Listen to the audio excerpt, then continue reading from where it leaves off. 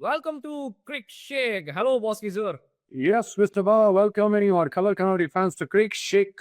So, what is shaking us latest? Yes, sir. In Crickshake, main question what I want to ask you, the topic which we are talking about today is this Australia series. Why is India struggling in Australian pitches? We have already addressed this issue a little bit for the Color Kannadi fans in our Tamil channel. In this channel, we wanted to address the same issue, but in a different dimension and altogether. Why Indian bowlers and batters both are struggling in Australian pitches from many years long back. Yeah, as far as our batters are concerned, we've already spoken about this. I was just telling you the back foot approach is totally lacking. I don't know who's their batting coach. I may be wrong. They can correct me if I'm wrong. But to my knowledge, over the years, I've been seeing cricketers who are stalwarts in playing bouncing deliveries and seaming deliveries like Sunil Gavaskar, G.R. Vishwanath, Mohinder Amarnath, Rahul Dravid, B.V.S. Lakshman, Sachin Tendulkar. They are so good in their back foot play. When they are hurried on to their back foot, they have the hook. They can leave the ball. They watch the ball till the end.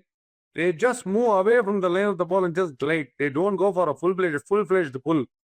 But here, the current set of cricketers, I see then probably could be because of excess of T20 dosage of T20 games. For any ball and every ball in any part of the world, they are putting their front foot. So they are just sticking off their front foot, committing themselves to the front foot every ball. So we are totally foxed there because they are not bowling to a cover drive at all. In recent times, how many cover drive boundaries have you seen Virat Kohli playing? That is his favorite stroke. He lunges on to the front foot and he plays it all on the ground. I hardly see him play the cover drive because their strategy, whether it is Australia or England, has been just bowl out to the Austin 3/4 length, not to the reach. So exactly when it's about to drive on the rise, there is either same movement or the ball is bouncing. Just there is a nick onto the shoulder of the bat and is going to slip. So that's the reason. If you're able to go right onto the back foot, for example, if you watch Steve Smith's technique, I'm just thinking out one example. This was launched about 4-5 decades back by Sunil Gavaskar. He was an epitome in playing that. Because especially when West Indies used to bowl this bodyline bowling, but there was no helmets also. It's our Sunil Gavaskar used to go right back and throw onto the off stump and play. So that way you don't find anybody playing it. There is no back foot play at all. So they're always getting caught in the front foot. And we feel that just like in Indian wickets, we can counter the fast bowling off the front foot. It is difficult. If it is merely bouncing, just bouncing and not seaming, we can overcome that in 1 or 2 innings. Sir, you address the issue for the batters. In same happens to the bowlers as well. If you take Harshit Rana, or even if we talk about any bowler in our team, they are not able to hit the same the height at which the ball goes, the length. If they are bouncing, it goes for the good bouncer to the neck level. And if they bowl, the Australian bowlers, if they bowl a good length also, it is coming above the waist level for us, where it is more like, should I go for the back foot or should I come for the front foot? The confusion is there. So their bowlers are able to do that to our Indian batters in Australian pitches. But why our Indian bowlers are not able to create the same kind of trouble for the Australian batters? Yeah, the easiest answer would be how come that Indian spinners are able to bowl so well on the Indian pitches, whereas overseas spinners find it very difficult. They're not able to match us because we are so used to this type of conditions. And so Australians and English people, they're used to this bouncy and grassy pitches. But the only thing, the correct answer for you, I thought was, if they might be quite pacey, like Suraj. There might be real tricks pace-wise. Or Harshit Rana got broad shoulders, he can bounce the ball. But how are they bouncing the ball? Just merely holding the ball like this and coming and banging it on the pitch is not going to create any impact on the batter because they are so used to bouncing tracks. And on the advantage of playing on a bouncing track is you don't need to lean too much in front. Even with a back pain, you can manage because the ball is going to come onto your bat very quickly. With the help of a ball, I'll just show you what has happened. So supposing the fast bowler is holding the ball on with the seam like this. So if you take a specialist bowler like Kapil Dev or Bhuvneshwar Kumar or Shami, when they release, there is something called release position from the wrist. The way they release the ball from the wrist, if you watch it on the slow motion, It comes, the ball keeps moving with the same direction and with the same position. Doesn't keep wobbling like this. So when the ball pitches on the seam on the deck, then it is likely to just change direction towards the off stump or towards the leg. So intentionally they can make the ball pitch with the seam straight on the pitch. But if you're just going to hold it like this and just throw the ball at 130, 140, it won't create any impact. So they are specializing, for example, Hazelwood or Boron. They come like this and pitch it exactly on the off stump, just outside the off stump, 3/4 lengths. It is moving slightly, so you cannot afford to take a risk at all. So if we start specializing, if Shami was there, it would have made a big difference.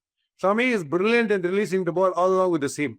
Shami was a specialist in that. Unfortunately, they say it's not there and some other politics is going on there. But Shami was the specialist. Bhuvneshwar Kumar was a specialist in releasing. Harshit Rana and Siraj at times is brilliant, like what he did in England. Siraj was brilliant in England, especially on the last day of the final test, where he started bowling outswingers, where the ball was traveling along the seam. So that was a big surprise. If we learn to bowl like that, then we can trouble the Australian batters. Not if you just bowl pace. It either has to move or it has to seam off the wicket. Something has to happen. It is just like a spinner bowling on a pitch which is totally friendly to batters. Whether you bowl a leg spinner or a googly, it is just going to come straight and it's not going to trouble the batter at all. It has to turn. The same theory applies to swing and seam wood. So, since because you addressed the Shami issue, I'm not getting into that, but I want to ask you, are you happy with Harshit Rana being in the squad because of there are many other bowlers? He has come across all of them, come risen above them, and he has come into the squad, is what people say.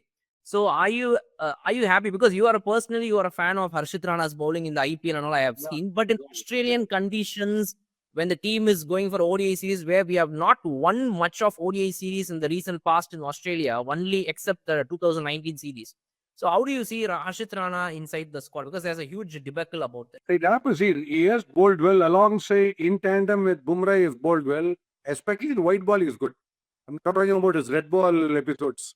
But he's good in white ball. That's what I feel, because we lost 2 matches. There were people who were cursing him left, right, and center, including celebrities. They were just casting all types of criticism on Harshit Rana. But who was the bowler who made this victory possible in the third test? Please tell me frankly. This guy picked up 4 wickets, but not an easy. And he also took this wicket of the same delivery which we were talking about. Ball pitching on the off stump and going towards Slippy. He took a wicket like that. So he was quite effective on the white ball wicket scenario. He's quite effective. We have to give a chance, boss. Just come now, boss. Overnight he can't become a Kapil Dev or a Bumrah. We have to give him some chance. I'll tell you, coming to swing bowling, we had such a difficult time, such a tough time playing in the 80s. We played the best swing bowlers, Sarfaraz Nawaz, Imran Khan, and this guy, Mudassir Nazar. We're finding it so difficult to play them. But Mohinder Amarnath showed the entire set of Indian batters how to counter swing bowling. He changed his stance. He had so much of originality in the way he was thinking. He changed his stance. He was able to leave the delivery the moment the ball used to be released from the bowler's arm. He used to study swing bowling so well. That's why I say he's a genius. But this was a man who had scored 5 zeros out of 6 innings against the West Indies. If he fell on the wicket, his helmet was toppled, and everything, all drama happened. But still, he came back and showed the whole world how to counter swing bowling and also the art of leaving. He was so brilliant. So you have to give chance. You can't come to a conclusion so far because we find it so difficult to get fast bowlers.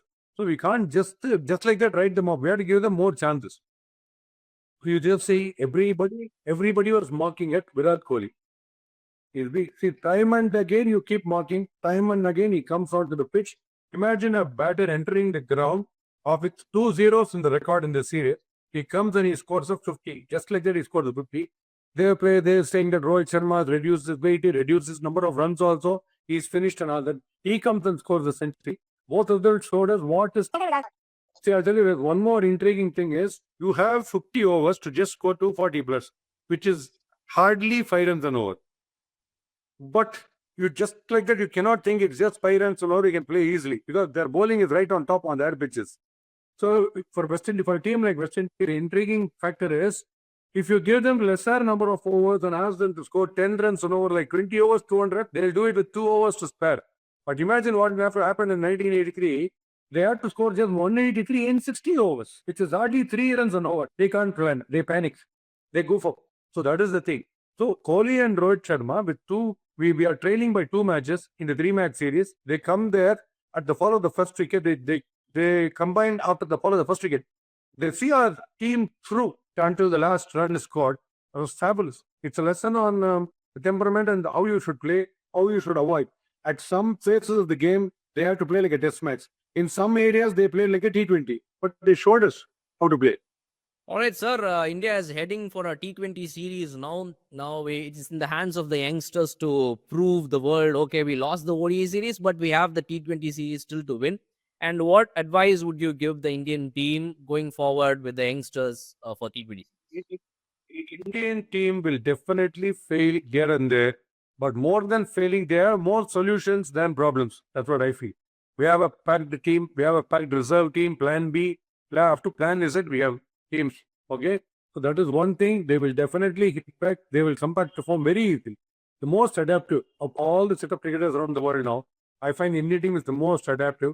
One thing, coming to bowling, I think spin will dominate because even in T20, they will think that they can handle all our spinners, keep it difficult. Our spinners will play a crucial role, and Varun Chakravarti will make a big difference. That's what I feel. In batting, it could be Rinku Singh. In bowling, I feel Varun Chakravarti will be the deadliest bowler. They will find it very difficult to play him there because the ball hastens off the pitch much faster than on Indian wickets. Even on a normal batting friendly wicket, he's too fast off the wicket. Imagine how he'll be the Australian pitches. So Abhishek Sharma, he might have to curtail his stroke play. He can't heave every ball.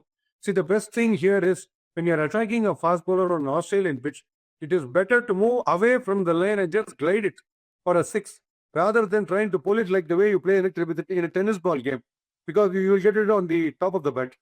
So that's minor changes in technique. I think they'll know everything. But I feel it could be a 3-2 result.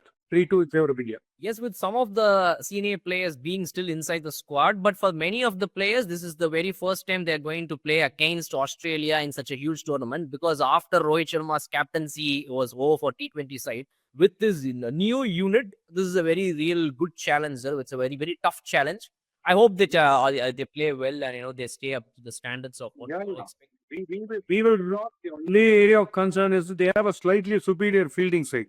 That could be a small edge, but still our ability to adapt to any type of condition and any state of the game might be 20-3 also, like T20 finals or the Champions Trophy finals. We will easily adapt.